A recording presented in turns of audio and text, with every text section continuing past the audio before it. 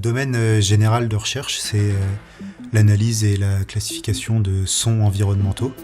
Donc le principe de base, c'est qu'on a un enregistrement qui contient différents événements ou une ambiance sonore, et c'est d'essayer d'en extraire le contenu. Donc soit les événements présents, ou sinon essayer de qualifier la nature du contexte. Est-ce qu'on se trouve dans une gare, dans un restaurant, etc. Et le principal enjeu de tel domaine, c'est qu'on s'attaque à la classification de sons en général.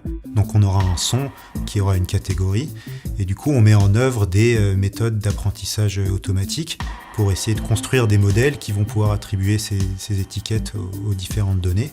Par la mise en place de ces systèmes d'apprentissage de représentation, on a pu arriver à avoir des très bons résultats sur des systèmes de classification de scènes sonores qui nous permettent, avec environ 10% d'erreurs sur plusieurs bases de données, de reconnaître dans quel contexte acoustique on se situe. On met en place des méthodes d'apprentissage machine qui vont automatiquement apprendre les caractéristiques qui permettent de décrire au mieux l'ensemble des sons qu'on peut avoir dans notre environnement.